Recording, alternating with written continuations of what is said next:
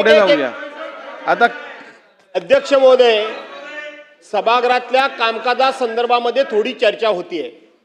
मी एक प्रश्न आज आपल्याला गंभीरपणे सभागृहाच्या समोर आणू इच्छितो। आपल्याला या सभागृहाच्या कुठली प्रथा परंपरा नियम आपण तोडले नाही असं आपण मगाशी विधान केलं, मी त्यावर काही भाष्य केलं नाही।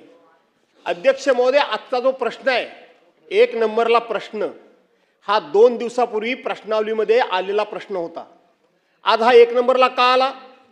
आजपर्यंतची सभागृहाची प्रथा अशी आहे, राधाकृष्ण विखे पाटीलनी त्याच्या अगोदरचे आमचे भुजबळ साहेब सभागृहामध्ये बसले 1985 सालापासून, की एखाद्या प्रश्नावर सभागृहामध्ये चर्चा झाली आणि प्रश्नोत्तरामध्ये सदस्यांचं जर समाधान झालं नाही तर माननीय अध्यक्ष महोदय निर्देश देतात की हा प्रश्न आता राखून ठेवण्यात येत आहे। आणि ज्या वेळेला अशा पद्धतीचे अध्यक्ष निर्देश देतात त्यावेळेला तो सरकारचा आणि मंत्र्याचा घोर अपमान असतो, म्हणून तो प्रश्न राखून ठेवला जात नाही शक्यतो। दुसरी गोष्ट, प्रश्नोत्तर द्यायची मुदत संपली की प्रश्न येतात त्याला अल्पसूचना म्हणतात, आणि म्हणून अल्पसूचना असेल तर ती अल्पसूचना म्हणून वरती लिहिली जाते। अध्यक्ष महोदय, हा गंभीर प्रश्न माझ्या दृष्टीने एवढाच आहे की हा प्रश्न परवा राखून ठेवला होता का, तर सभागृहात मंत्री नाही म्हणून राखून ठेवलेला प्रश्न आज 1 नंबरला येतो कसा? कुठल्या नियमामध्ये येतो? कुठलं सभागृहाचं कामकाज आहे? इतक्या वर्षाच्या एक मिनिट तुम्ही त्याची दखल घ्याच, विधिमंडळाचं काय चाललंय ते। इतके वर्षाच्या अनुभवामध्ये इथे सिनियर लोक अनेक माझ्यापेक्षा थोडं जास्त बसलेत, त्यांनी सांगावं की मंत्री सभागृहात नाही म्हणून राखून ठेवलेला प्रश्न हा भास्करराव जाधव साहेब, या संदर्भातली मी माहिती सकाळी घेतलेली आहे। सदर प्रश्न जेव्हा सादर केला गेला होता त्या तालिका अध्यक्ष हे चेअरवर होते आणि त्यावेळेला मंत्री महोदय पण मला वाटतं सभागृहात उपस्थित नव्हते आणि सभागृहाकडनं अशी विनंती करण्यात आली की हा महत्त्वाचा प्रश्न असल्यामुळे हा पुढे ढकलून हा राखून ठेवून हा पुढच्या दिवशी घेण्यात यावा। त्या अनुषंगाने हा प्रश्न आपण आज घेतलेला आहे, परंतु हा असा तारांकित प्रश्न बॅलेटमध्ये नव्हता आणि अचानक घेतला अशी परिस्थिती नाही आहे। तो प्रश्न ऑर्डर ऑफ द डेला त्या दिवशी होता, त्या दिवशी त्याच्यावर चर्चा घडून येऊ शकली नाही। सभागृहाच्या विनंतीनुसार आपण तो प्रश्न आज घेतला। हा प्रेसिडेंट समजायचा? आपण प्रत्येक गोष्ट जर आमची नाकारत असाल अध्यक्ष महोदय तर मग आम्हाला पण बोलावं लागेल। मी आपल्याला काही गोष्टी लक्षात आणून दिल्या, पण प्रत्येक गोष्ट घडली बरोबरच घडली असं म्हणता येणार नाही अध्यक्ष महोदय। प्रत्येकाला नियम कायदा लागू आहे। विधिमंडळाच्या कुठल्या नियमामध्ये असा प्रश्न राखून ठेवला जातो आणि तो पुन्हा दाखवला जातो असं सांगा तुम्ही अध्यक्ष महोदय। मी अतिशय सौम्यपणे घेतलं होतं, पण प्रत्येक गोष्ट तुम्ही आमची उडवून लावणार असाल तर हे सन्माननीय भास्करराव जाधव साहेब, सभागृहाच्या कामकाजा संदर्भात आपल्याला जो मुद्दा मांडायचा आहे तो मुद्दा मांडायची मी तुम्हाला मुभा दिलेली आहे आणि मी तुमचं ऐकून घेतलेलं आहे। त्यानंतर आपण जी हरकत घेतली आहे त्या संदर्भातली माहिती मी सभागृहाला दिलेली आहे। त्यावेळेला आपले तालिका अध्यक्ष जे बसलेले चेअरवरती त्यांनी सभागृहाचा सेन्स घेता हे निर्देश दिलेले की हा प्रश्न राखून ठेवून पुढे घेण्यात यावा। त्या अनुषंगाने ऐकून घ्या, तुमच्या आता मूळ प्रश्नाचं मी उत्तर देत आहे। प्रथा परंपरेनुसार अगदी योग्य आहे की आपण चर्चा झालेला प्रश्नच राखून ठेवतो, याबद्दल दुमत नाही। मंत्र्यांनी सभागृहात उपस्थित राहणं हे अपेक्षित नाही, हे अनिवार्य आहे, याबद्दलही दुमत नाही। त्या दिवशी काही कारणास्तव मला नक्की कारण माहीत नाही, वरच्या सभागृहात होते का इतर काही कामकाजात जे काय असेल मी माहिती घेतली नाहीये, ते उपस्थित नव्हते, त्यांनी उपस्थित राहणं अपेक्षित होतं।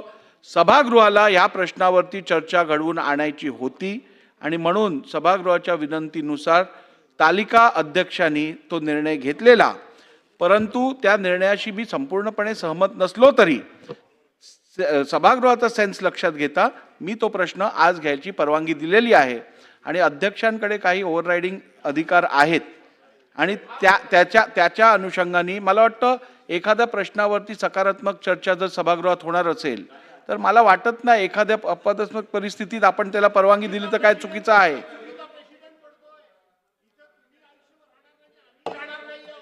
चुकीचा प्रेसिडेंट पडतोय। आपण एवढंच म्हणणं अपेक्षित होतं की हा फक्त तात्कालिक विषय होता परंतु हा कायमचा लागू होणार नाही हे म्हणणं अपेक्षित आहे।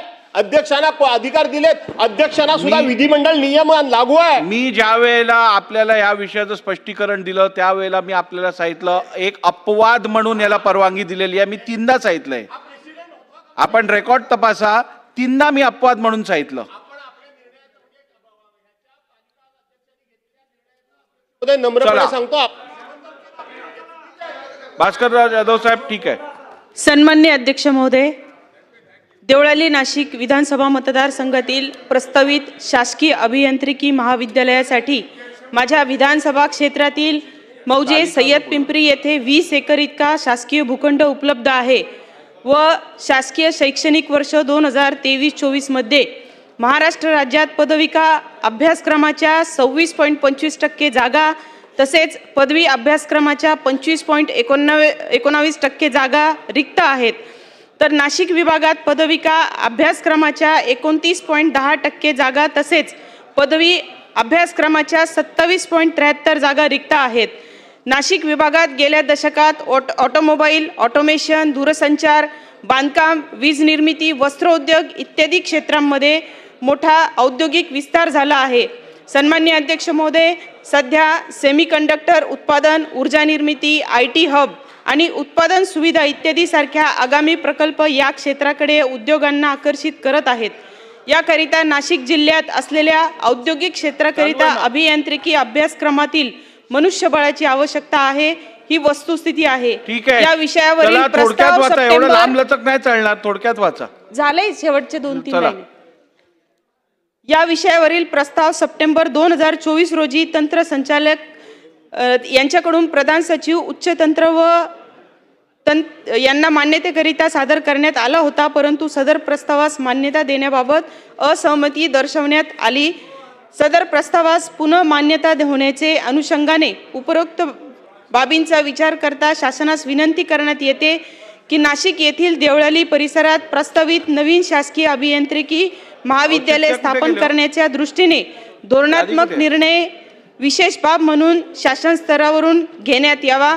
माझ्या देवळाली मतदारसंघातील सामनगाव येथे पॉलिटेक्निक कॉलेज असून गोरगरीब विद्यार्थ्यांसाठी या विद्यार्थ्यांच्या पुढील डिग्रीच्या उच्च शिक्षणाकरिता गरजू मुलांना उच्च शिक्षणाची संधी मिळावी यासाठी शासकीय अभियांत्रिकी कॉलेज असणे आवश्यक आहे.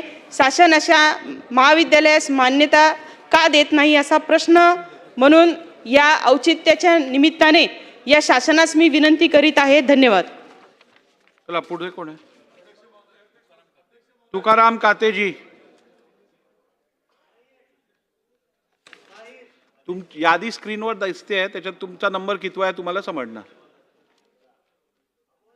चला, नाही आहेत का? अबू आसिम आजमी जी. धन्यवाद अध्यक्ष महोदय. अध्यक्ष महोदय, मैं बहुत दुखी दिल से आंखों में आंसू लिए हुए आपके सामने एक मुद्दा पेश करना चाहता हूं. अध्यक्ष महोदय, पुणे के सासवड इलाके में कुछ बच्चे इफ्तार करने के लिए जमा हुए. अध्यक्ष महोदय, ये रवाज रहा है अध्यक्ष महोदय कि कोई पार्क में जाता है, कोई नदी के किनारे जाकर इफ्तार करते हैं, बच्चे दोस्ती में बैठते हैं वहाँ पर. लेकिन वहाँ पर सर 200 लोगों की भीड़ आई, या ऑर्गेनाइज तरीके से भीड़ आई, और इस भीड़ के हाथों में कोयता, इनके हाथ में सरिया, इन पे हमला कर दिया. अध्यक्ष, बुरी तरह से सर फट गया. मेरे पास सारी फोटोज है अध्यक्ष महोदय. अध्यक्ष महोदय, और फिर उनके ऊपर जो उसने FIR किया, बहुत ही हल्की FIR हुई. अध्यक्ष महोदय, उन पे जानलेवा हमले का FIR होना चाहिए. अध्यक्ष महोदय, आज सहनशीलता खत्म हो चुकी है. अध्यक्ष महोदय, अगर कोई व्यक्ति कहीं नमाज पढ़ने लगता है सड़क पर तो उसको मारा जा रहा है. अध्यक्ष महोदय, इस देश का एक रवाज रहा है कि मस्जिदों में जब लोग नमाज पढ़ते थे तो हमारी हिंदू बहनें पानी एक